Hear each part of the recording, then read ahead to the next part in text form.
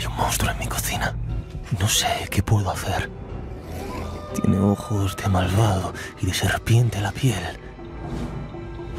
Con sus garras afiladas puede romper lo que ve. Ha tirado la pizarra y la comida a la vez. Como le gustan los huesos, va a la basura también. Parece querer empacharse. ¿Pero con qué? ¿O con quién?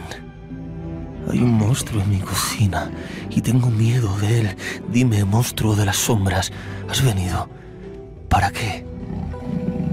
Porque hay un monstruo en mi bosque y no sé qué puedo hacer. Arrasó mi hogar con fuego para plantar, pienso en él, que alimentara al ganado y enriquecerse a su vez. Cuanto más bosque destroza, más grande su imperio es. Creen que son invencibles, pero hay que pararle los pies, porque la gente no sabe el daño que pueden hacer.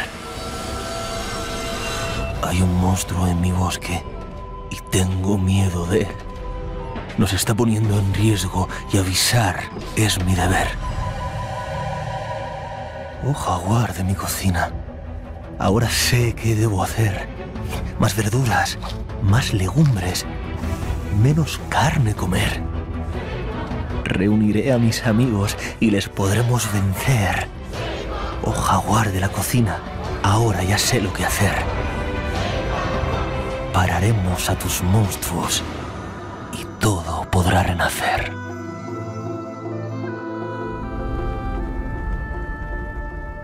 En el año 2020, el Instituto Nacional de Investigación Espacial de Brasil declaró que un área casi equivalente al tamaño del Reino Unido se había quemado en todo el país, significando la peor temporada de incendios hasta esa fecha.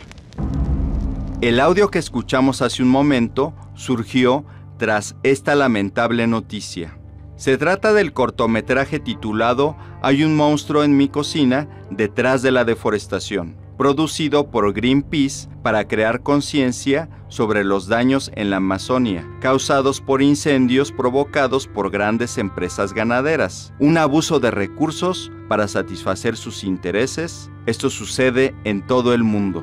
Y es que este caos ambiental se da entre muchos factores más. Por ejemplo, por la expansión de cultivos de soya para alimentar al ganado. Y es evidente que entre más se consume carne, más crece la producción sin límite que afecta a los ecosistemas. En el episodio anterior mencionamos las terribles consecuencias que el consumo de carne en exceso genera a nivel global. Pero existe otro gran reto. Nos referimos al manejo de los desechos del sector ganadero.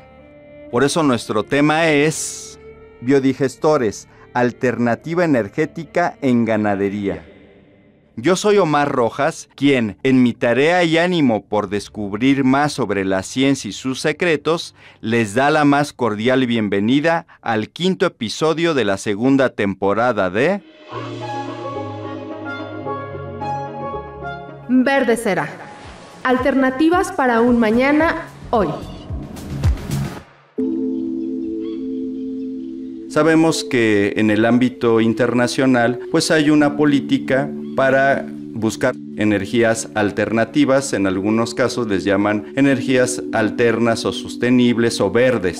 Hay muchas afortunadamente, pero cada una de ellas tiene pues sus áreas de oportunidad, porque recordemos que demandamos bastante energía. La humanidad demanda mucha energía y entonces se requieren buscar nuevas fuentes para poder satisfacer la demanda que tenemos. En este caso, este tipo de energía que proviene de los biodigestores tiene áreas de oportunidad específicas y tiene nuevas materias primas que se tienen que procesar para que podamos tener un producto. Y justamente es lo que nos va a explicar hoy el maestro Antonio Ramón Camelo Pérez. Bienvenido. Nos gustaría en principio saber qué es un biodigestor.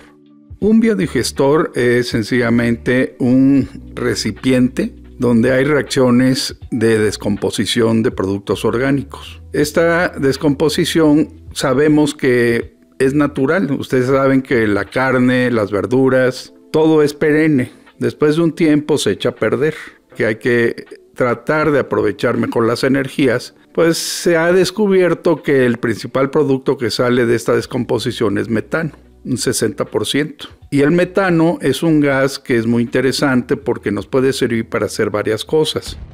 Entonces el biodigestor cumple esta función de contener esa descomposición y que la podamos aprovechar en una forma muy eficiente.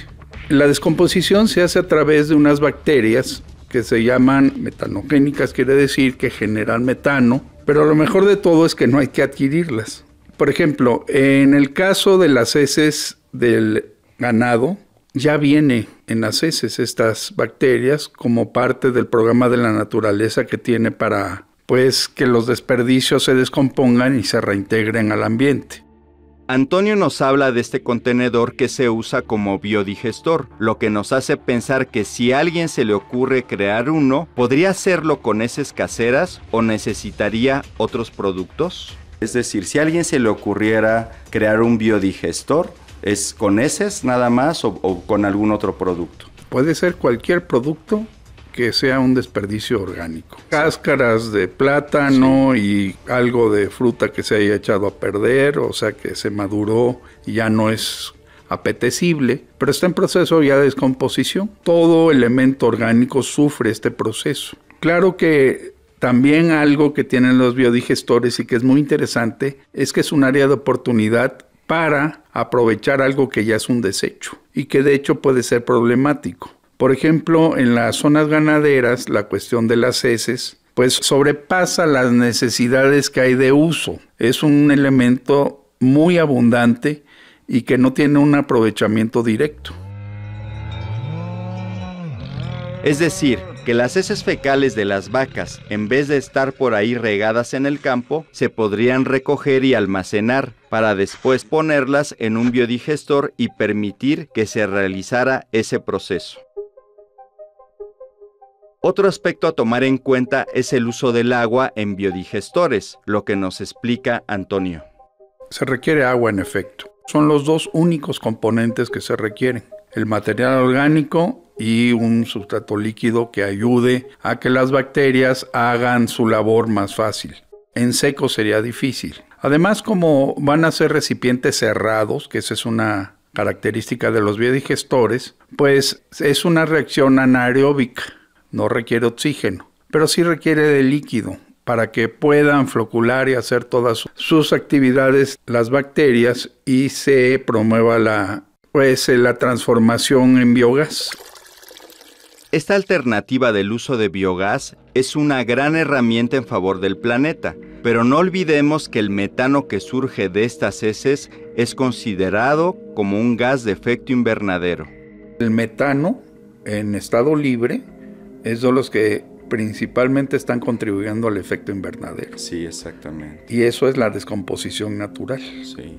Entonces nosotros, si pudiéramos contrarrestar un poco eso, pues sería muy bueno, porque usted sabe que de la combustión, pues quedan cosas inertes que no afectan mayor cosa, pero que sí eliminarían esta condición del metano en la atmósfera. Eso sí es peligroso. Hasta ahora sabemos qué son los biodigestores y su función principal, y es que la necesidad energética de la humanidad es inmensa, por lo que se requiere encontrar fuentes alternas que ayuden a crear nuevas formas que satisfagan tanta demanda, antes de que sea demasiado tarde. Comenzando este episodio, recordamos cómo un cortometraje animado ponía énfasis en el tema de los daños que Brasil tenía hasta ese momento, como resultado de la producción excesiva de la industria ganadera. Por lo que nos suena lógico que el uso de los biodigestores sea recurrente en esa zona, obteniendo beneficios para contrarrestar los problemas derivados del ganado. Brasil ha hecho bastantes logros por la gran variedad que tiene sobre todo de frutas, de vegetales, y por la situación de que allá todo se descompone más rápido. Entonces el biodigestor pues les ha ayudado en otros sentidos a que las cosas se aprovechen cabalmente. No porque se echa a perder un lote de fruta y ya se tiró, se va a la basura. No, pues todavía tiene provecho, podemos sacar metano y empezar a hacer cosas. Entonces, ya tenemos el biodigestor, pero ¿En cuánto tiempo se forma ese biogás y qué uso se le puede dar? El biodigestor, dependiendo de las características del clima, que sería sobre todo la temperatura, si hay mayor temperatura va a ser más rápida la reacción. Y si hay cierta humedad, aunque está cerrado el biodigestor, en algo ayuda. Estamos hablando de 8 a 15 semanas. 8 a 15 Obtener semanas. una carga de un biodigestor, digamos de unos 50 litros, chiquito. Pero entonces, ¿el gas obtenido por este método es gas metano? Bueno, la producción de gas metano va a ser como un 60%. Okay. Vamos a tener dióxido de carbono, es el segundo componente en importancia, y algunas trazas de otras cosas, incluso amoníaco y residuos de otras cosas, pero lo importante es la cantidad tremenda de metano que se forma. Entonces, el tamaño importa mucho porque mientras más grande, pues puede tardar un poco más si no está bien diseñado.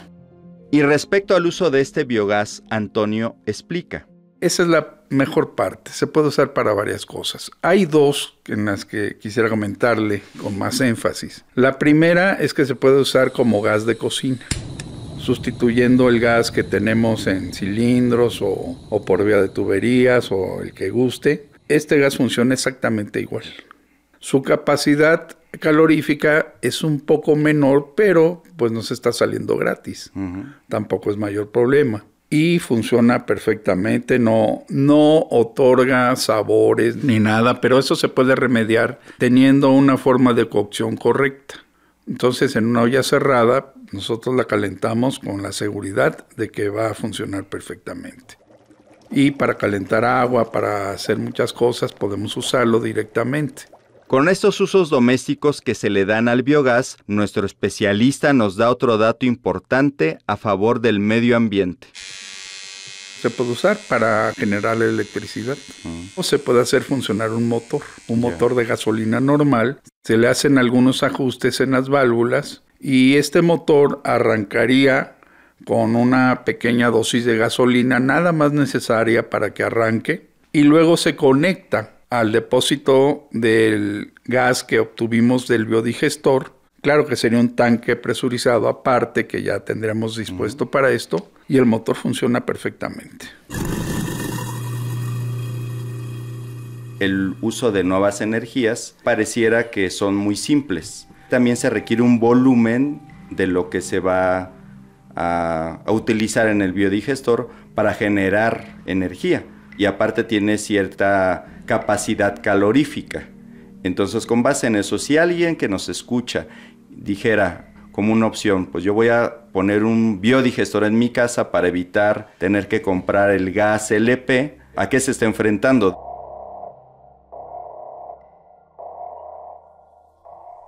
La producción de estas nuevas energías, en apariencia, conllevan procesos muy sencillos, pero supongo que se requiere cierto volumen de materia prima para poder generar el biogás del biodigestor, encargado también de generar energía, además de que ésta tiene la capacidad calórica necesaria. Entonces, con base en eso, si alguien que nos escucha dijera, pues yo voy a poner un biodigestor en mi casa para evitar tener que comprar el gas LP, ¿a qué se está enfrentando? Yo creo que para un uso doméstico no sería correcto. Muy bien. Porque sí se requeriría un biodigestor de buen tamaño para que genere una cantidad de gas suficiente para que pudiera mantener el consumo de una cocina. El consumo de una cocina no es bajo. Las estufas pues gastan directamente el gas, lo queman, y si hubiera un calentador o cualquier cosa pues ya aumenta el gasto. Entonces ahí el problema sería precisamente el tamaño o el número de biodigestores que se podría tener en una casa, cosa que no es práctica. Además, con lo que sale de basura de una casa, pues estamos hablando de unos cuantos kilos a la semana. Con esta importante información, le preguntamos también sobre cómo se lleva a cabo el proceso de este biodigestor en zonas que batallan por no tener recursos y acceso justamente al gas LP, y que ocupan estas energías alternas. Usualmente en comunidades pobres usan bolsas de plástico. Se aseguran que esté bien sellada y cuando se genera el gas pues se infla como un globo. En comunidades rurales se junta todo el desperdicio orgánico de entre todos y obtienen gas para todos por la cuestión del volumen. Por lo que nos dice Antonio, esta técnica de biodigestores además tendría un excelente uso experimental. Y de hecho sería bueno que lo hicieran en las instituciones donde esto compete, porque eso da una idea muy clara de qué está pasando, muy real. Hemos hablado a través de este episodio sobre los daños en una zona como Brasil, donde, debido a la explotación ganadera, se ha visto afectada la selva. Pero, ¿qué sucede en México con esta alternativa para generar combustibles orgánicos como el biogás? Antonio nos habla de un caso utilizado en el sureste del país. En Tabasco, en unas fincas plataneras, donde además había ganado, pero aquí curiosamente se hizo con los desperdicios de plátano y funcionaba bastante bien en esta pequeña finca donde se hizo la experiencia y se obtenía el gas de cocina y todo sin ningún problema. El biodigestor se hizo con un tinaco, tipo, sin marcas, ¿verdad? Sí, plástico. Ajá. Plástico, pero... Esos negros que se utilizan para el almacenar exactamente. Agua, esa fue el alma del biodigestor y todo lo demás fue bastante cotidiana la adquisición, no hubo nada especial. Pero sí fue sorprendente que las personas que participaron estaban muy impresionadas y les gustó. Porque después de ahí tardó como 2 meses, como 8 semanas, en empezar a producir una cantidad razonable de gas. Y descubrieron que funcionaba perfectamente. Volviendo al tema de los biodigestores, en específico al usar las heces del ganado, Antonio nos platica cómo se realiza este proceso. Si se juntan 2 o 3 ganaderías, pues ya estamos hablando de un volumen fuerte. Entonces hacen biodigestores de cemento. Claro. Como si fueran depósitos de agua, como setinas, pero dedicadas a que sean biodigestores, y hacen toda una instalación para recuperar luego los sólidos que quedan, que son los fertilizantes que hablábamos al principio, y que tengan seguridad, porque sí es importante que esto quede bien sellado, porque el metano sí es tóxico. Es evidente que el diseño de los biodigestores y la cantidad de heces fecales son elementos decisivos para la generación de un volumen considerable de biogás, por lo que se trata de una opción más viable en zonas rurales y más complejas en las ciudades. El uso más generalizado es el rural, más que algo para una casa. La forma urbana se requeriría mucha cantidad de residuo orgánico, no importa su naturaleza, si viene de un animal o es el residuo de la cocina, y no sería económicamente viable tener biodigestor para que tardara muchos meses, días, para que yo pueda tener el biogás. Sí es una buena alternativa, pero en el ámbito rural, porque hay mucho volumen de esa materia orgánica que se va a descomponer y que nos va a dar pues este material. Es correcto. Sí. Ahora, hay una situación también en la parte citadina. El acopio del material orgánico, usted sabe que hace mucho tiempo se hizo la división de materiales orgánicos e inorgánicos. Sí. Pero el acopio de lo orgánico, yo no estoy seguro en qué acaba. Pero esa es la materia prima para que funcionen los biodigestores. Sí. Y ahí estamos hablando de toneladas al día. Claro. Ahí ya la cuestión sería la participación gubernamental o privada que estuviera interesada en aprovechar esto, que tengo la sensación que no se aprovecha ese desperdicio orgánico en algo útil. Volviendo al tema de los desechos de los animales, me surge una duda adicional. ¿Toda la materia fecal de los animales tiene la misma capacidad calorífica? Es decir, para fines prácticos, ¿es lo mismo el excremento de una vaca, de un cerdo o de un perro? No, no es lo mismo, sí, porque la ingesta son diferentes. Sí. Lo que tienen los bovinos, el ganado en general, es que se nutren de elementos vegetales prácticamente. Entonces eso ayuda mucho a que esto funcione. Por ejemplo, de un perro, pues pobres perros comen lo que pueden. Su capacidad de descomposición no es tan grande como la que tiene el estiércol ganadero. de los puercos tienen cosas que por su metabolismo tal vez podrían producir un poquito de problema a la hora de separar, sobre todo bases de gases sulfurosos que no son agradables y que incluso pueden llegar a ser peligrosos. Ahora, yo creo que la cuestión práctica sería probarlo, no pasa nada. Es un ejercicio interesante para probar eso, hacer un experimento de cuáles son los residuos que podemos aprovecharlos, su capacidad calorífica y como se hace actualmente, estar innovando, mejorando las técnicas, la infraestructura también, para que cada vez sea más eficiente. La cuestión es poner las heces con agua para que haya un cultivo de las bacterias que les permita generar estas cantidades de metano que son lo que nos interesa finalmente. ¿Esa agua requiere de cierta calidad de ciertas características o puede ser agua también residual? Yo creo que no importa. Solo que no tenga ningún contaminante serio, metales pesados, sí, que no tenga cosas así, eso sí, no, porque... Pero un agua que por naturaleza tiene otros elementos naturales, no creo que tenga ningún problema, la vamos a mezclar con excrementos. Claro, puede ser agua de una poza, de una laguna, en fin. Exactamente, no le veo ningún problema. Entonces, pero le comento, hay que probarlo. Aunque se trata de una técnica que conlleva tiempo, el resultado es un gran beneficio para los ecosistemas. Con base en lo que nos dicen el panel intergubernamental de cambio climático, el metano calienta más que el CO2. Así es. Calienta más la atmósfera y justo por la cantidad enorme que tenemos de ganado, porque somos como humanos grandes consumidores de ganado, de la carne proveniente del ganado.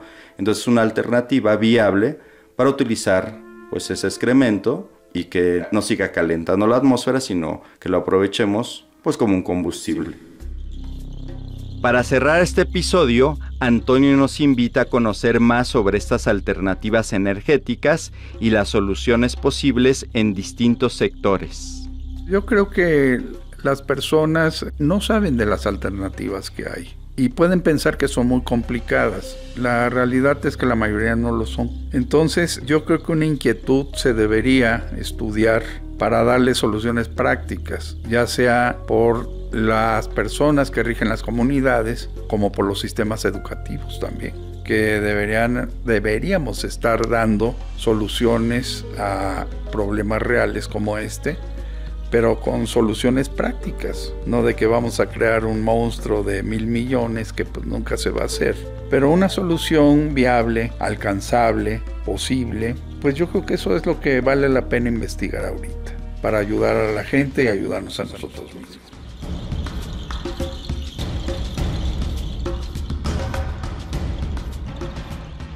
Agradecemos la colaboración del maestro Antonio Camelo Pérez para realizar este episodio. Gracias también a Alejandro Joseph por la coordinación general, a Karina Elián en el guión, a Roberto Portillo en los controles técnicos, a Marcela Montiel y a Alicia Rodríguez en la producción, y su servidor Omar Rojas García.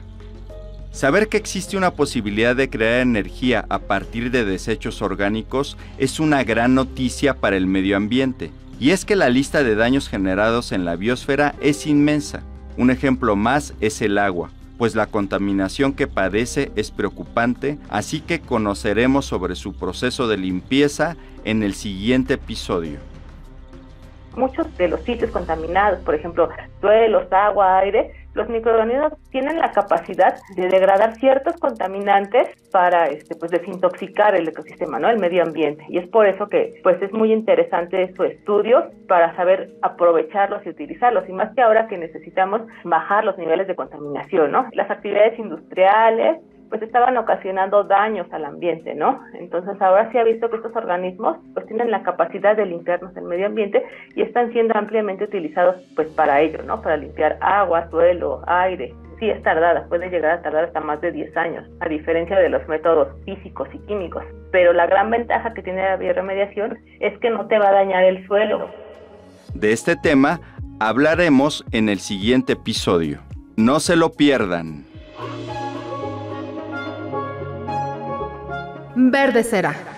Alternativas para un mañana, hoy. Esta fue una producción de la Universidad Abierta y a Distancia de México, desarrollada por colaboración remunerada de Grupo Imer. Derechos reservados, Universidad Abierta y a Distancia de México. Secretaría de Educación Pública.